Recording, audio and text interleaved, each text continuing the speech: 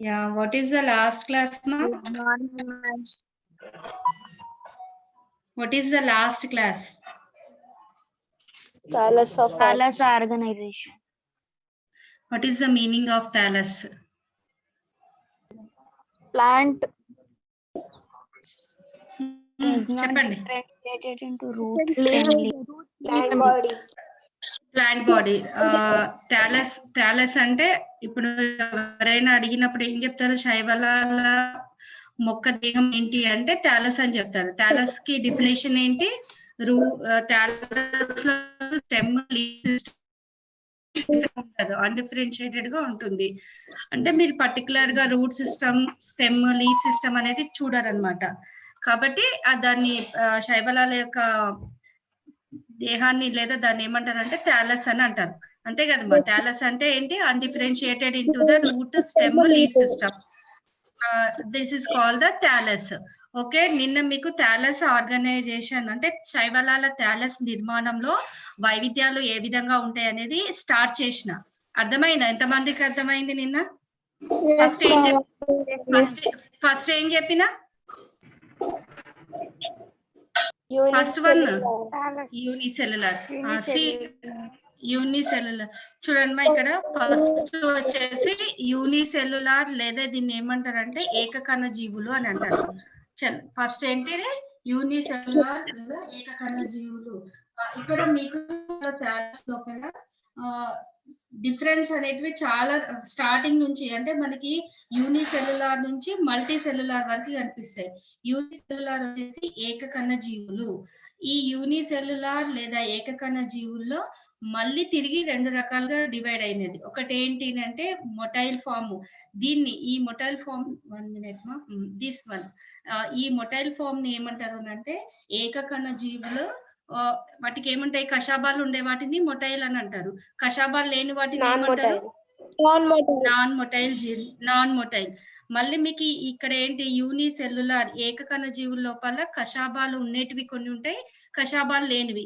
అంటే ఇక్కడ ఏకకణ జీవులు సరళమైన థాలస్ నిర్మాణాన్ని కలిగి ఉండి దీని లోపల కషాబాలు ఉండటం వలన, ఎక్కడ ఏకకణ జీవులో ఈ మొటైల్ కషాబాలు ఉండటం వలన వీటికి మూమెంట్ అనేది ఉంటుంది, చలిస్తాయి. ఇవి ఎగ్జాంపుల్ ఏంటి అంటే Chlorophyceae best example. Chlorophyceae member లో Chlamydomonas is the best example చెప్పాను నిన్న. అంతే కదా? సెకండ్ వన్ ఇంకొకటి ఏంటి అంటే ఏకకణ జీవుల్లోనే కషాబాలు లేనటువంటివి, ఇవి నాన్ మొటైల్.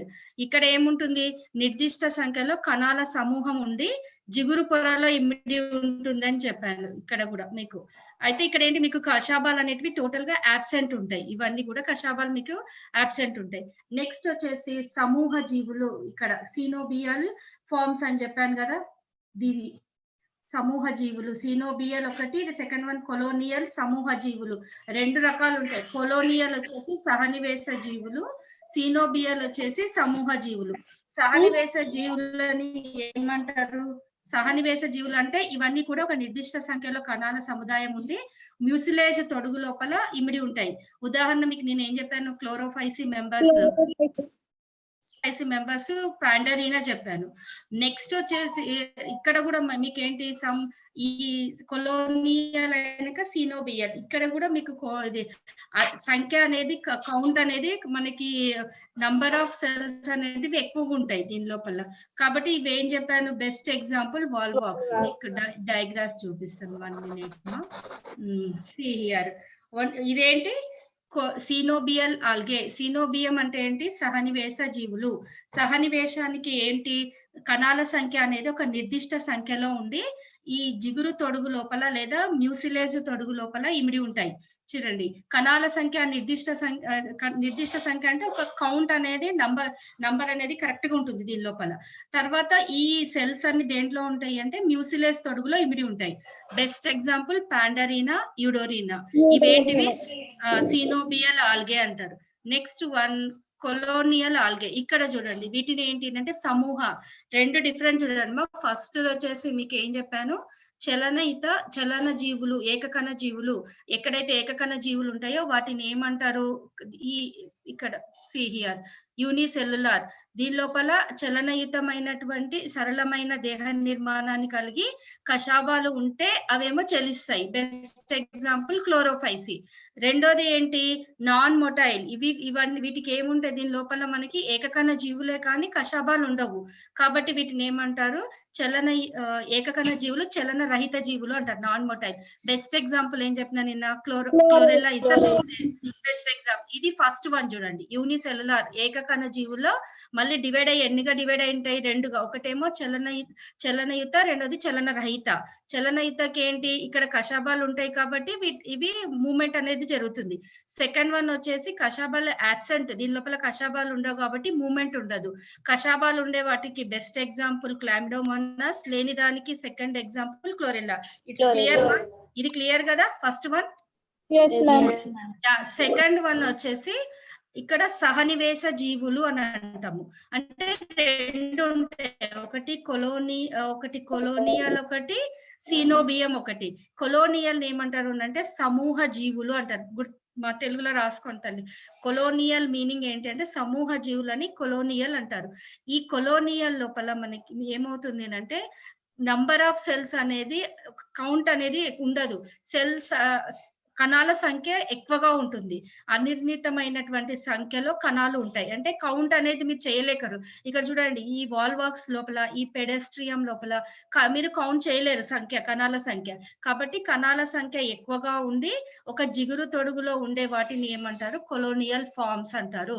బెస్ట్ ఎగ్జాంపుల్ వాల్వాక్స్ గుర్తుపెట్టుకోండి, ఎందుకంటే మీకు ఇది టైప్ స్టడీలో ఉంది కాబట్టి వాల్వాక్స్ గుర్తుపెట్టుకోండి. ఓకే, ఇట్స్ క్లియర్ మా? కొలోనియల్ ఫార్మ్, సమూహ జీవులు క్లియరా? Second one.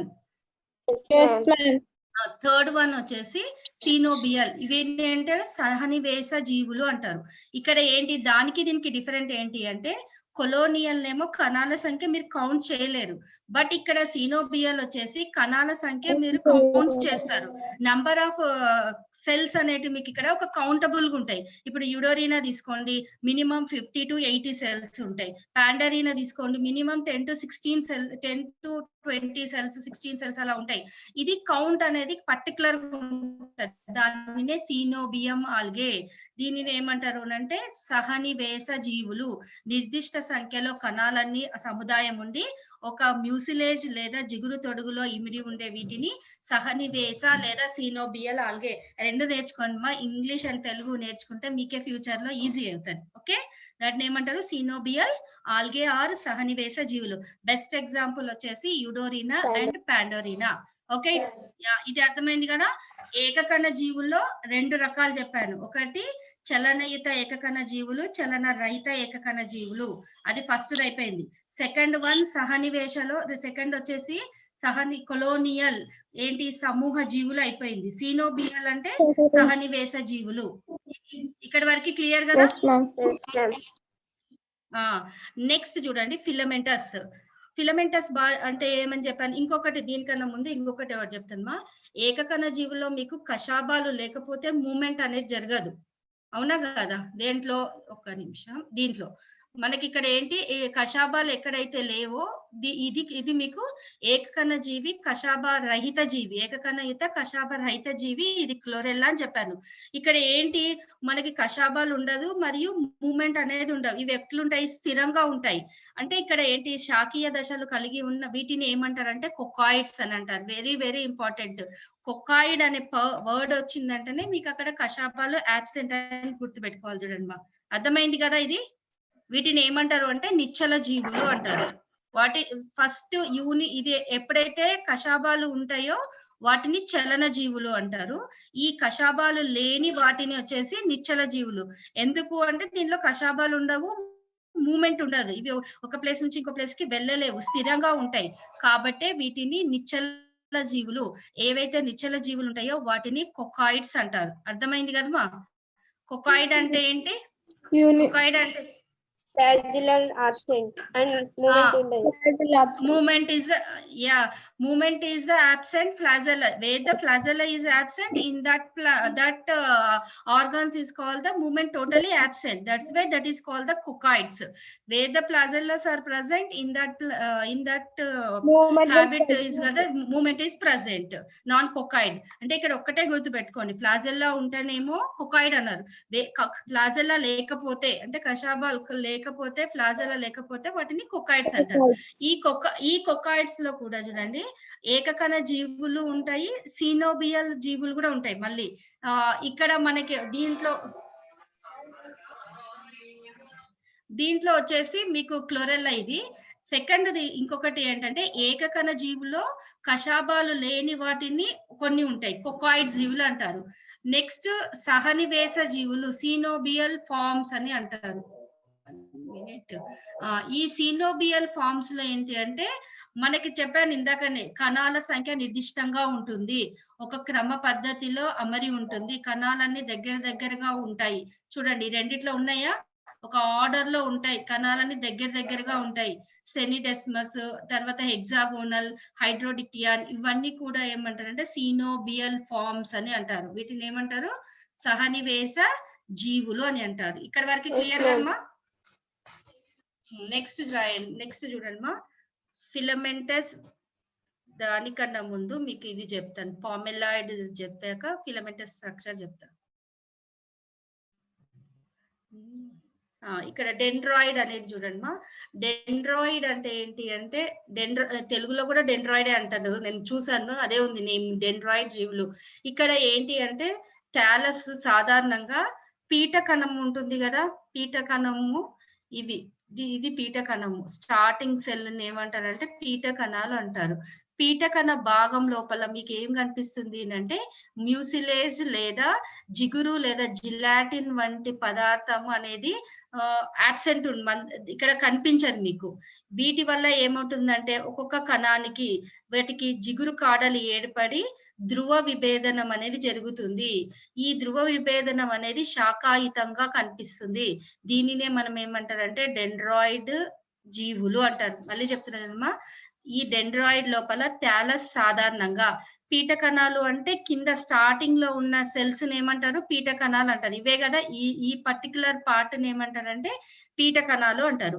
ఈ పీట భాగంలో ఉండే కణాలు అంటే పీట కణము, పీట భాగంలో ఇక్కడ మనకి ఏముంటాయి, జిలాటిన్ ఆరు లేదా జిగురులు, మ్యూసిలేజ్ అనేది మనకి కనిపించదు. ఇక్కడ కనిపించడం, అది మందగించడం అనేది జరుగుతుంది. దీని వల్ల ఏమవుతుంది అంటే ప్రతి కణానికి ఏమవుతాయి, జిగుడు కాడలు ఏర్పడతాయి. అంటే టోటల్ గా అది అబ్సెంట్ ఉంటుంది కాబట్టి ఒక్కొక్క కణం తీసుకుంటే ఒక్కొక్క కణానికి ఏం ఏర్పడతాయి అంటే జిగుడు కాడలు అనేటివి ఏర్పడతాయి. ఏర్పడి ధ్రువ విభేదనం చెందుతుంది. ఎక్కడైతే ధ్రువ విభేదనం జరుగుతుందో ఇవన్నీ ఏమవుతాయి అంటే శాఖలుగా విడిపోతాయి. దీనినే డెండ్రాయిడ్ అంటారు. బెస్ట్ ఎగ్జాంపుల్ వచ్చేసి సైనోఫైసి మెంబర్స్, క్లోరోఫైసి, పార్సినోక్లాడస్ అని ఇచ్చారు కానీ మీరు ఓన్లీ సైనోఫైసి, క్లోరోఫైసి అని రాయండి. ఓకేనా?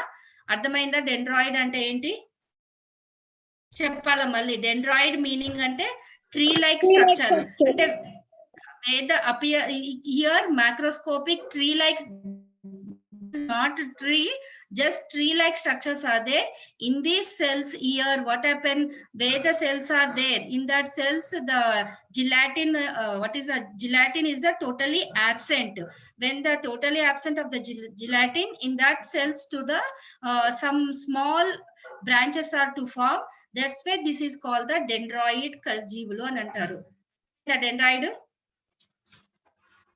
చెప్పండి, ఏం మాట్లాడారు? డెండ్రాయిడ్ అంటే leaf like structure, tree like structure అంటే ఏంటి? ఇక్కడ cells mucilaginous look like branches of trees are there present. అంటే ట్రీ లాగానే కనిపిస్తుంది కానీ ట్రీ కాదు. దీన్నే డెండ్రాయిడ్ అంటారు. పారానోసోలిక్ యాసిడ్. ఇప్పుడు పారానోస్క్లాడస్ వద్దు, ఎగ్జాంపుల్ మీరు మాత్రం ఏం రాస్తారంటే క్లోరోఫైసి, సైనోఫైసి అని పెట్టుకోండి. Okay okay. నెక్స్ట్ వన్ మా ఫిలమెంటస్ బాడీ. చూడండి, ఫిలమెంటస్ అంటే ఏంటి అంటే తంతు రూప జీవులు. ఏంటి ఫిలమెంటస్ అంటే? తంతు రూప జీవులు.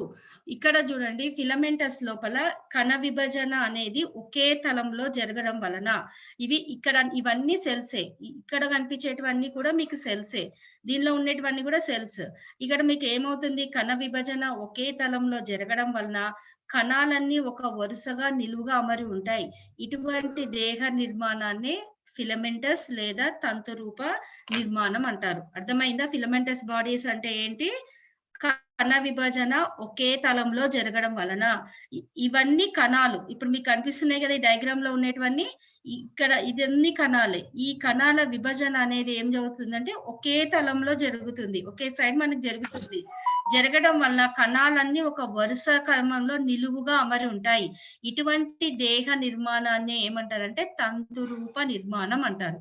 ఓకే, అర్థమైంది కదా? ఫిలమెంటస్ బాడీ అంటే అర్థమైంది కదా? యా, ఇక్కడ అంటే కణాలు ఉంటాయి. కణాల లోపల ఒకే వరుసలో ఉండి మనకి విభజన అనేది జరుగుతుంది. ఇవి తిరిగి మళ్ళీ మనకి 2 టైప్స్ గా ఉంటాయి. ఒకటి శాఖారహితము, రెండోది శాఖాయుతము.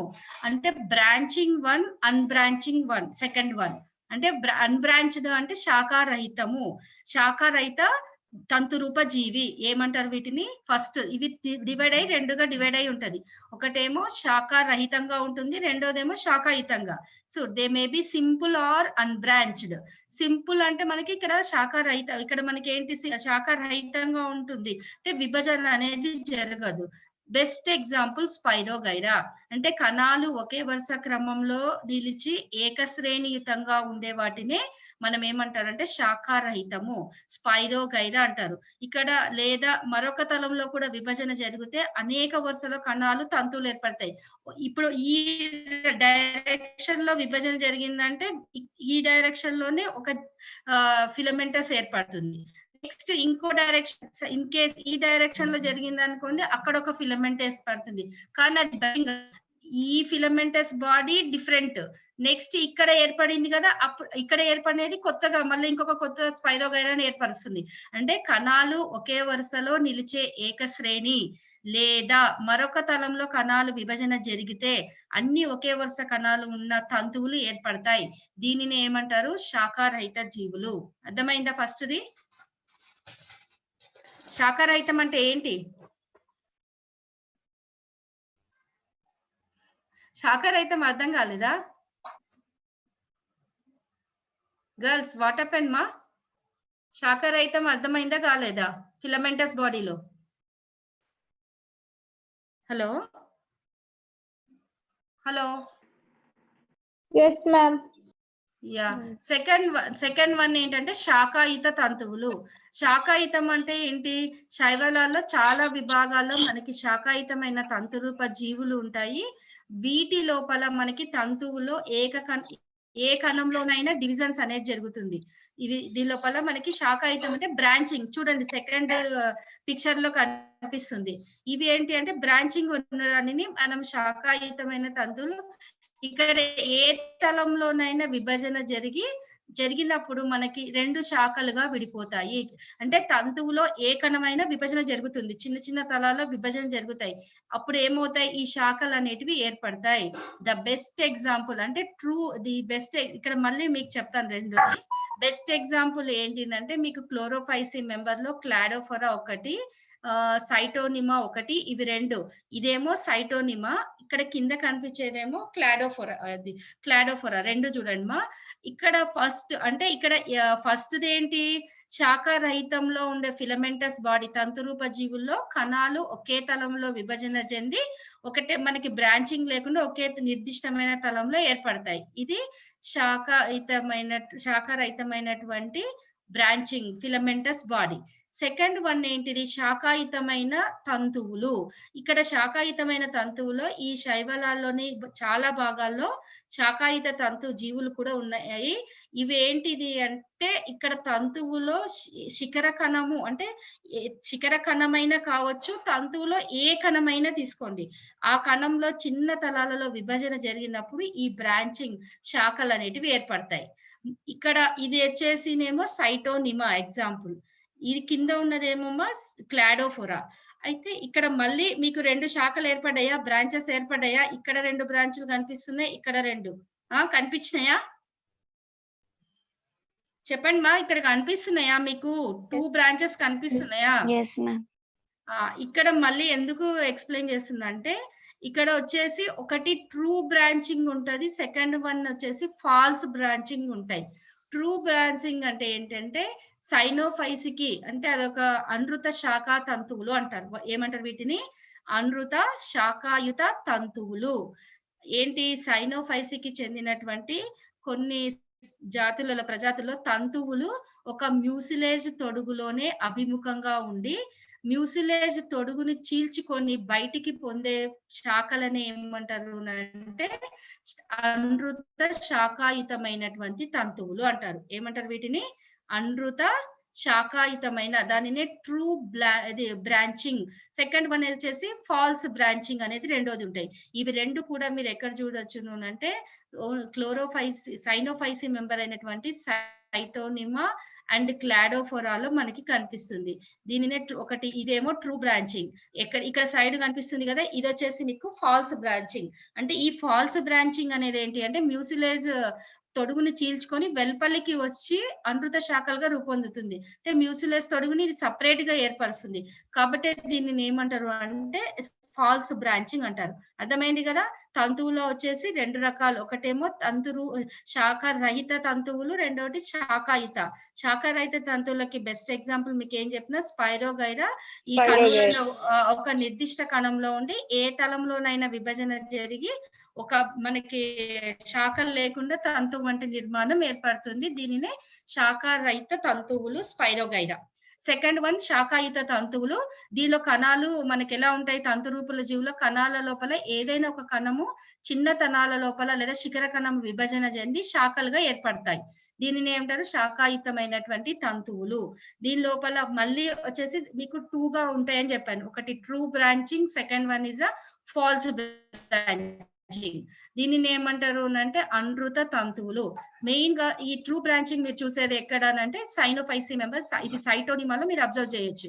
నెక్స్ట్ వన్ ఎక్కడైతే అనృత శాఖాయుతంగా ఉంటుందో ఈ సైనోఫైసి మెంబర్ లోపల ఇది మ్యూసిలేజ్ తొడుగుకి అభిముఖంగా, ఇది ఫాల్స్ బ్రాంచింగ్. చూడండి, అనృత శాఖలుగా రూపొంది మ్యూసిలేజ్ తొడుగు నుంచి బయటికి వెలుపలికి వచ్చేసి అనృత శాఖగా రూపొందుతుంది. దీనిని ఏమంటారు అంటే ఫాల్స్ బ్రాంచింగ్ అని అంటారు. ఇక్కడ వరకు అర్థమైందా? Excuse me madam, true branch చెప్పండి సార్.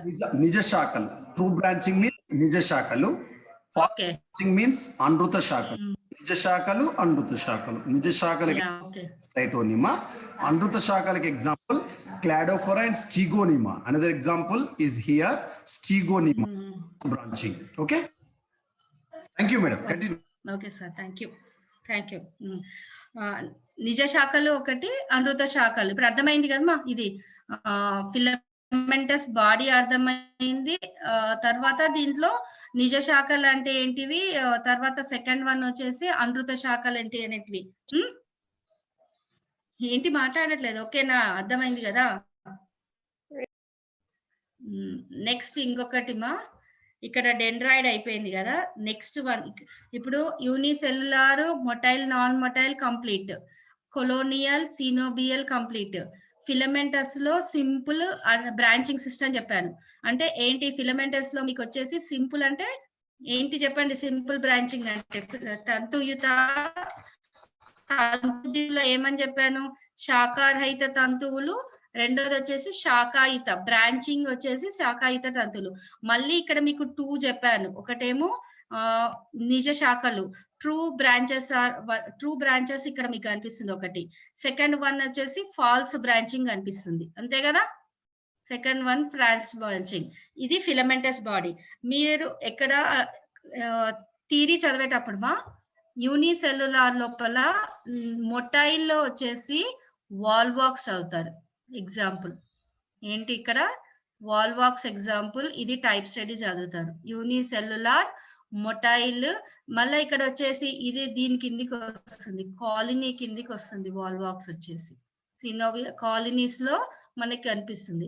నెక్స్ట్ ఈ ఫిలమెంటస్ బాడీ ఉంది కదా, ఫిలమెంటస్ బ్రాంచింగ్ లోపల సింపుల్ అంటే ఏంటి? శాఖారహితము. స్పైరోగైరా ఆల్రెడీ ఇంటర్ లెవెల్ లో చదివేసిండ్రు. ఏదైతే బ్రాంచింగ్ ఉంటుందో, బ్రాంచింగ్ మీకు ఫిలమెంటస్ బాడీ బ్రాంచింగ్ ఎక్కడ ఉంటుంది? ఎక్టోకార్పస్ లో మీరు చదువుతారు. ఇక్కడ ఎక్టోకార్పస్. నెక్స్ట్ వన్ పాలిసైఫోనియా కూడా చదివేస్తారు.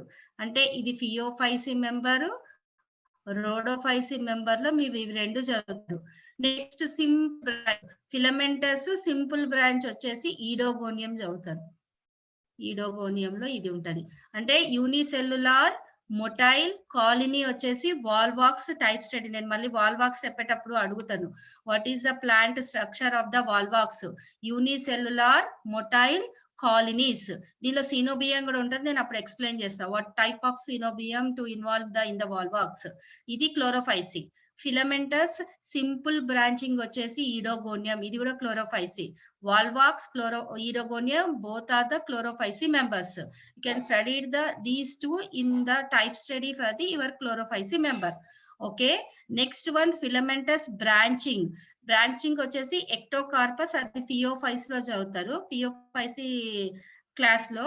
నెక్స్ట్ వన్ పాలిసైఫోనియా కూడా ఉంటుంది రోడోఫైసి లో. ఇవన్నీ ఎక్కడ అంటే ఫిలమెంటస్ లో చదువుతారు. నెక్స్ట్ డెండ్రాయిడ్ చెప్పాను కదా ఇందాకనే, ఎక్స్ప్లెయిన్ చేశాను కదా. డెండ్రాయిడ్ అంటే ఏం చెప్పాను చెప్పండి? డెండ్రాయిడ్ అంటే Tree-like structure. Tree like structure. Okay, good.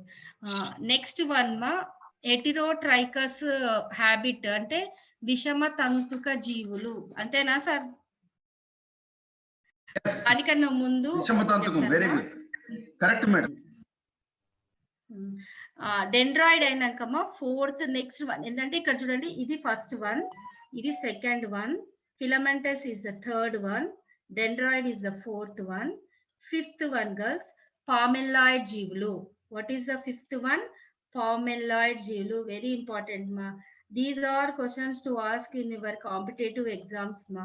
Which one is the palmelloid algae? Which algae to the, you can see, observe the false branching and true branching. These are characters are very important for your examination time.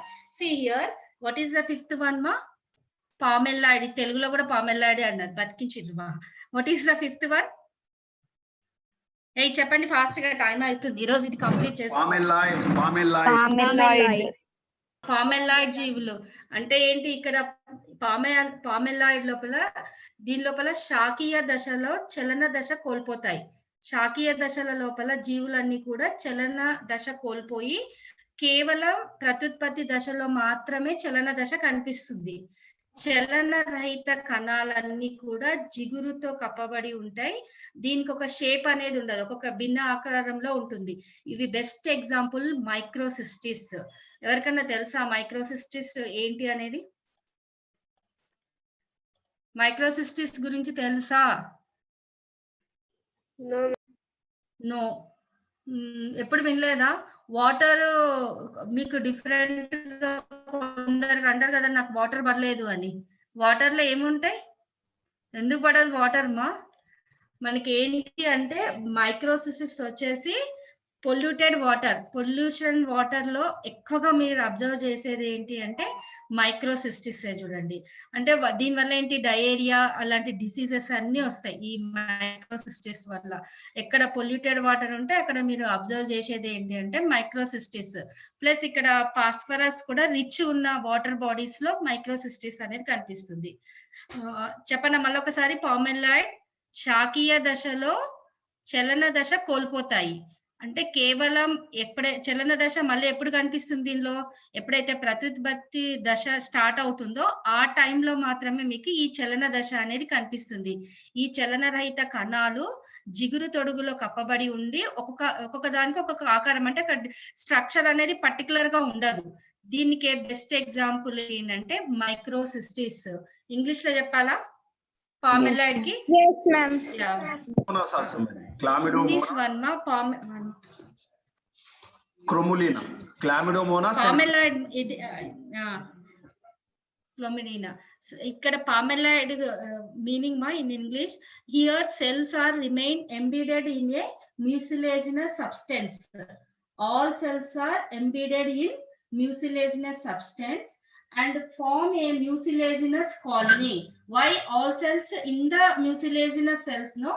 To form the colony also mucilaginous colony. Such colonies are amorphous or defined number or defined shape is present. That's why this is called the pomelloid stage.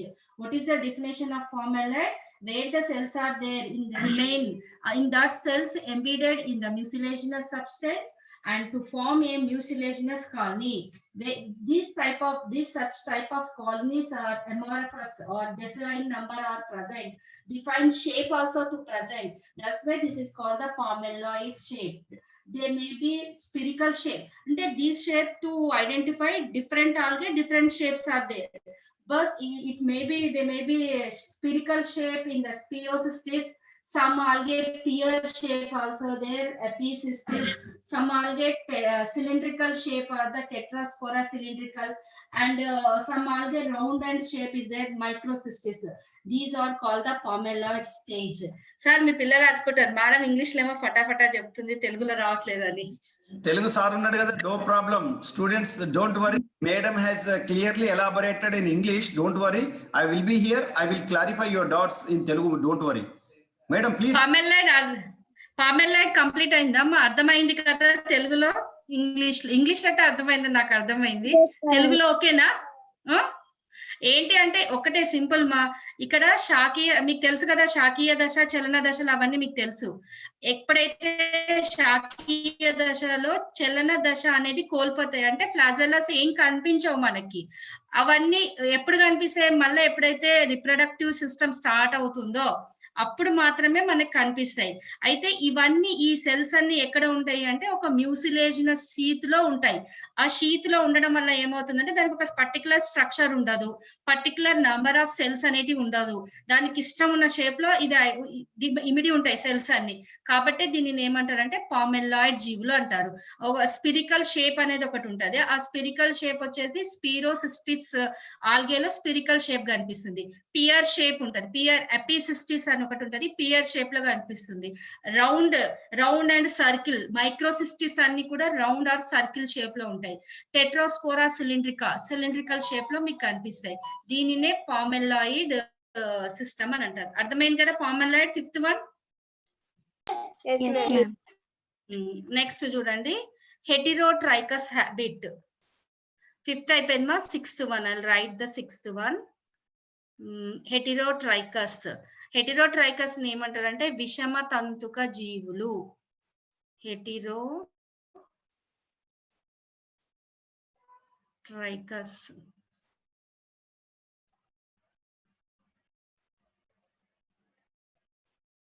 మీరు రాసుకోండి మా తెలుగులో. హెటిరోట్రైకస్ meaning ఏంటి అంటే విషమ తంతుక జీవులు.